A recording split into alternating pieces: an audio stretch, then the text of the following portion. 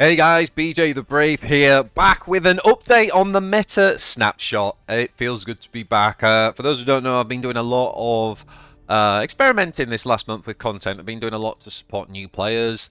I went and created a dummy account and did a kind of free-to-play account run from absolute beginner tutorial through to legendary. If you want to watch that, that's on my YouTube. Go ahead and check that 7-part series out. But it's good to be back with a finger on the pulse looking at the actual meta game. So I wanted to do an update on that. So yeah, what we're going to do is we're going to go through what I see as the main decks that you need to be aware of. So we're not really focusing on sort of like where every single warlord is, but like what are the key players, the warlords that are really prominent, that are doing really well, that are being played at the top of the ladder. And I'm going to share a few decks too. I'm not going to share a deck for every single warlord, but I'm going to share a few updates too. So with that said, let's dive on in. Remember to like the video and subscribe to the channel if you haven't yet for much more Warpforge content. Alrighty, so first of all, let's dive into tier 3. Now, what I've done, the way I do this, guys, I do 3 tiers. If you don't see the deck or the warlord on here, it doesn't mean that it can't compete with these things. But as I said, these are essentially like what we're seeing that's prominent and that's effective. Everything else is kind of like tier 4. That's kind of my approach to it. So as of the 4th of November, I think in tier 3, we have got Iliac, ZEPHYR, GRUK, Warshaper, and Abaddon. Now, ZEPHYR has consistently overperformed my expectations in recent seasons and has obviously got a little bit of a buff with the new Aeldari release cards. I probably will do a video on my thoughts on that because I wasn't around when that raid happened. I was on holiday. Overall, I don't think it was a very powerful reinforcement drop, but I do think some of the cards have helped Iliac. And Iliac has already been a pretty good aggro type of Aeldari deck anyway. Able to generate the extra attack from Shuriken ability means that Iliac can put on quite a lot of pressure and can usually kind of race pretty effectively with the 40 health against most enemy warlords too.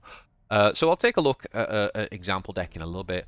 I've got GRUK Face Ripper down as the representing the Orkz. I do think that my Zag Zag Zag deck, if you've not seen that one, go check the video guide out on my channel that I did recently. I think Zag Zag Zag is pushing GRUK very, very close now.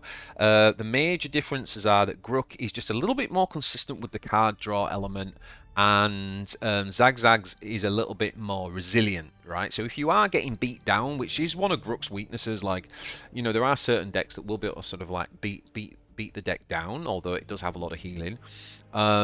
If that is the problem that you're facing, then try the Zag Zag Zag version. But they're quite similar, they're quite close, to be honest, in power level.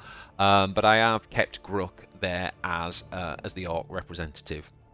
And again, typical kind of GRUK stuff, right? You're controlling the board, and until you're able to pull together like the key combo pieces, and then you have really insane reach. I do want to say that this is not an aggro deck. I do get quite frustrated sometimes seeing people calling it an aggro deck. It's like, just because it's got proper Killian Warbiker does not make this an aggro deck. An aggro deck does not run cards like Will of Gork and 6 energy flankers. Like they're removal tools. You are very reactive with this deck. The Storm Boys are like the only proactive thing in the deck, so yeah. Now, Warshaper does take the place of Onvar. This is the first time this has happened, but I've seen this trend coming actually in the last season or two, and I've kind of ignored it, and I kind of ran this past my team, the Alliance, and everyone kind of agreed that the Warshaper is actually ahead of Onvar right now. And the main reason for that is that the niche, Onvar has bad matchups into a lot of the meta, and the niche that Warshaper has is that it can kind of sneak in a bit quicker with the aggro. Plus it has you are now with town making use of a lot of the crew expansion, which Warshaper tends to have pretty good synergy with. And then we got Abaddon, the Despoiler. I feel like Abaddon has slipped a little bit. It's still very powerful. You still want to be going down the kind of Murderous Desires sort of combo, fairly aggressive route rather than the slow play. But it's not quite top tier at the minute. And we have seen a slight reduction in some of the kind of really powerful go-wide strategies, which Abaddon did well to counter. But it's still very much up there, and it's still very much the best of the chaos options. So let's just take a quick look at a couple of decks. So I'll start with ZEPHYR. So I think something like this is pretty good with ZEPHYR. Not sure whether the top end, you could probably play around with it a little bit. But, you know, having things like Craftworld Convergence is a really good 2-drop. This is the best card from the release. Being able to put out the Veteran Guardian is really good for keeping up the aggro and the tempo. But also, this offers other good flexibility with Zeph. Like, one of the weaknesses with ZEPHYR Blade is you don't often get Spirit Stones. So if you suddenly find yourself needing them, like the being able to generate 2 from the Craftworld Convergence, that's a real upgrade for ZEPHYR Blade decks. And similarly, if you are in an aggro beatdown and you've had a really early curve and you run out of cards, being able to draw 2 cards is good too. So I do think this card works very, very well in the ZEPHYR Blade deck.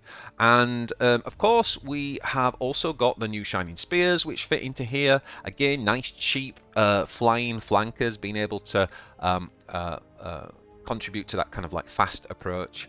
And then the other thing is as well, the Hornets are new, and these having the ability with fast plays very, very nicely into almost like the Orc Warbikers. I don't think they're anywhere near as good as the Orc Warbikers, but it's the same kind of concept. So if you want to try out a ZEPHYR Blade aggro deck, something like that would be pretty good. And again, we talked about GRUK. Where's my GRUK deck? If we look at the GRUK, something like this. There are things that you can tech in and out. I talked for days about this on the actual deck guide, so I won't go into it now. But if you're just looking for the list, there you go. Something like that would work quite effectively with GRUK, and I'm very, very sold on the Commander. So much so that I think my next deck guide is going to be around this one, which I've called Commando in Chief. It is the week of the US election, so I thought this was quite a nice quite nod to that, but really making use of you know, Ghazghkull's the chief, obviously, of the Orks, and Commandos being prevalent. Spoiler alert: there are 2 Commandos in that deck. All right, so back to the actual meta report itself. Let's take a look at Tier 2. Now, I thought long and hard about this, and I really feel you could make a strong case that Ursula is Tier 1. However, since the nerf to Ursula, the slight nerf of not receiving legendary cards, which I thought was a really good nerf, by the way, what's happened is that Denkler has taken over as the meta deck, and from speaking to a lot of top players, I've not really been able to pin down what the kind of top tier Ursula deck looks like. Now, I am going to show you the best that I found.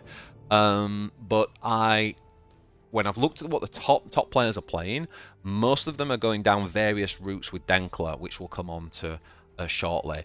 And so I feel like I'm justified in saying that Ursula is very powerful still, absolutely very, very powerful, definitely Tier 2, but I didn't feel comfortable putting her up there in the Tier 1 grade without kind of like seeing those consistent performers like in the top. And Anvia is very much at the top of Tier 2. I have ordered these, by the way, from left to right. This is just my opinion, of course, like, you know, take it with a grain of salt and everything. But Anvia, again, he's very much pushing that Tier 1 and can do well into some of the Tier 1 decks. But I think it's fair to say that Anvia is like the very, very top of Tier 2. Very, very powerful deck.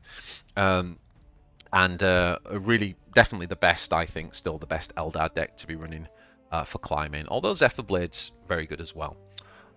Okay, so let's take a quick look then at what some of that might look like. So now I'm going to go with Slither's version. There is obviously like infantry aggro, which you can see on my deck, on my channel, which I think is also very, very powerful.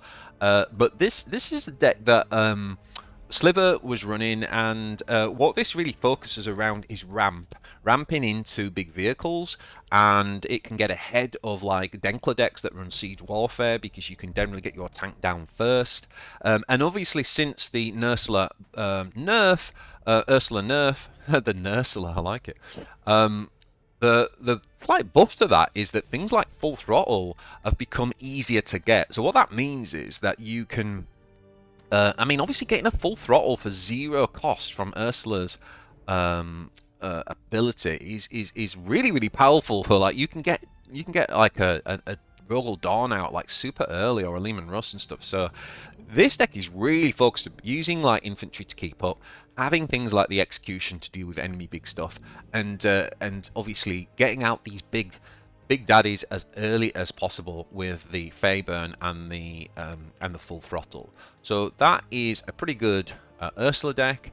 And in terms of the Anvia deck, I think something like this is very powerful at the minute, and you'll notice that there aren't many of the new cards in here, and I think that's because ultimately they just don't quite make the cut in this type of deck. Now, one card that definitely does make the cut, and the biggest difference, would be the inclusion of the Craft World Convergence. Again, this is a fantastic 2-drop, really powerful, and what this enables Anvia to finally do is to drop the 5e Infinity Stones card. It always was a clunky card. We always had to take a turn off to play it. And I think now finally Anvia reaches a stage where by running Craft World Convergence we can comfortably drop that. Along with things like the defense spell, we can get our Spirit Stones high enough to pull off the Reclaim the Stars with effective use of the recently buffed Warlord power as well from Anvia, generating 1 stone per turn. I think this is a really good deck. It's one of my favourite decks in the game right now as well. I think it's very powerful, and it again revolves quite heavily around the Reclaim the Stars. Now, this version also runs a single copy of Cosmic Serpent, because that gives us yet another kind of broken mechanic that we can kind of try to abuse to really push the power level. Of course, what we're looking for with the Cosmic Serpent is the synergy with at least a Warlock, or the best case scenario is the synergy with Spirit Seer. So you can imagine Spirit Seers coming out discounted to 0 cost from the Reclaim the Stars, and then playing that with Cosmic Serpent and a Warlock, and I mean that's just an absolutely unbeatable board. Like, it's so good. So yeah, so some real kind of like high peak power ceilings, if you like, with this deck. Like, it's not easy to pull off. Definitely a deck that requires some skill to pilot, but it's very powerful. There's a very strong argument this is tier 1, but it's definitely, I've ended up saying that I think it's right at the tippity top of tier 2. So let's dive into the tier 1 decks then. Let's see, what have we got. Okay, so another one that caused me a little bit of pain going back and forth was, do I put Magus in its own tier? Do I put Junith? I originally had Junith at the top of tier 2 with Anvia, and I was like, do you know what? I do think that the Astra Militarum can cause Junith some problems, but I actually still think Junith is still tier 1. One of the good reasons why Junith is still tier 1 is that it's actually an excellent matchup against Magus. Like, Junith is played properly, like, Junith is favourite against Magus. So Junith is very powerful still. Still probably got the most broken Warlord talent in the game, I would say, by far right now. Like, I think Junith's Warlord bat power is just so egregious. It's unbelievable. So she is incredibly powerful, and I would put her at the bottom of tier 1. Swarmlord continues to be tier 1. Swarmlord has been one of the highest win rates on the official meta report for about 3 seasons now. It does have a good matchup into Junith, and, you know, coming with that, you know, one of the only Warlords really to come in with that 3 melee damage without having to spend any energy. That's the thing, people, if you're new to the game, people say, well, what about Imatech? What about ZEPHYR? What about all these Neurothrop? These Warlords that can still do 3 damage in a turn. Yes, that's good, but you have to pay energy for that every time. Swarmlord doesn't have to pay to do 3 damage, and that is a very niche thing for a Warlord in this game of Warpforge, and it's what makes Swarmlord very powerful, combined with obviously having 40 health. His Hive Commander is very powerful too. You don't play it often, but when you do, it's usually timely. So Swarmlord's just very good, making use of a lot of stealth as well, which we'll come on to. I do think that Commissar Denkler has taken the mantle. After the recent balance patch, the buffs to Denkler were insane. It now actually has 35 health. They haven't updated the artwork, which is where I got this this image from, but it's actually got 35 health, and being able to essentially give himself 2 health every turn through the ability is also very big, so very survivable, and it's the only reliable way to use duty. That's the big advantage that Denkler has, and that really unlocks half of the faction. Like, there's a lot of duty cards, there's a lot of synergies around duty, and the other Warlords just can't really do it effectively. That's the problem. So if you play another Warlord, you've only got half the kind of card pool available to you essentially, whereas Denkler has it all. I think Denkler's a really fun Warlord, really nicely designed. Maybe gone too powerful. Maybe it should only do 1 heal now that they've made that adjustment to his natural HP. But either way, very, very strong. And there are actually a couple of routes you can go down with Denkler, which we're going to look at. And last but not least, Magus. Now, Magus, I honestly thought about, as I say, making Magus S tier. Like, if you look at the MMR on the individual faction boards, Magus is the highest, and it's the only one at the time of writing this that I think went over 4K. So there was an argument for that. I just don't quite think Magus is special enough to be like S tier on its own. I think it's really pushing it almost. But when I think about the real broken decks of the past in early access, I don't think Magus is quite separating itself from the other tier 1 warlords enough to be special enough. So I think putting Magus top of tier 1 is probably a better way of kind of framing where I think Magus is. But just a super fun, powerful, reliable deck. It's also got a skill cap to it. Like a lot of people play Magus incorrectly. It's not an easy deck to just pick up and play, even though it's very, very powerful. But I think when the top players control Magus and they play it well, it is the most powerful deck in the game right now. So, yeah, let's take a look at what some of those lists might look like. So, starting off with Junith, I'm actually just going to change this back because I just played around with one card. But actually, you generally want the Exorcist in here. There we go. So basically, this is what the deck looks like. It hasn't really changed much. It's a deck that I got from Shrigma Mail, who has been dominating with this deck, and it's really, really powerful. It just wins through attrition, and like I say, it can come a little bit unstuck against the big tanks of the Astra Militarum if it gets to that phase in the game, and you don't have things like the Divine Intervention. But other than that, this deck is very, very powerful. Yeah, that's the deck list. So next up we had Swarmlord. Again, different versions you can run with Swarmlord, but something like this is very, very powerful. This is a very aggressive Swarmlord. We've only got the one Hive Crone. We've gone in for like the stealth choices with the Lictor, the Death Leaper, the well-statted 3-drop in the Tyranid Warrior, and running like even like a copy of the Augmented Ferocity to really really beat down our opponent. This gives a friendly unit +2, so that means that Swarmlord himself can benefit from this and go up to 5 attack. And so we've got a lot of really powerful beatdown cards in this version. But you can build a slightly slower, more kind of board buildy deck where you swap those things out for things like Carnifexes, and you put in, you know, the hardened biologies instead of the kind of more aggro strats and stuff. But both work pretty well. But I think that this is particularly good in the meta right now.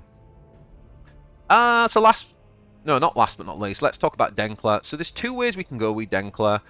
So shout out to Barik and shout out to Targuil, my teammate, for providing these decks. So Barik went more down the kind of Vox Operator route. Really like this deck. I need to play it more myself, but one of the things that he really does is make good use of the synergy with the Vox Operator. Obviously, we got things like the Bombast Field Gun, which means that this guy can come on with the Vox Operator and give us some AoE damage straight away. And even the Vanquishers really like this, like coming on again. If they can't deal with this, then it's a pretty good aggro tool, but bringing this on with the Vox Operator and immediately doing 8 damage, like, it's Wailing Doom on a stick, right? I mean, that is so powerful. And there's also lots of things in here to kind of give you consistent vanguards, things like Cadia Stand giving you one every time, or even things like Shock Trooper, getting this down, and then just using your Warlord power for 2 energy, essentially, to recharge this guy's duty and put another Shock Trooper down every turn. It's a really nice way of doing that. And then you can put a bit of a wall up so that even cards like Ratlins and cards like Vox Operator can kind of hide behind those vanguards quite effectively.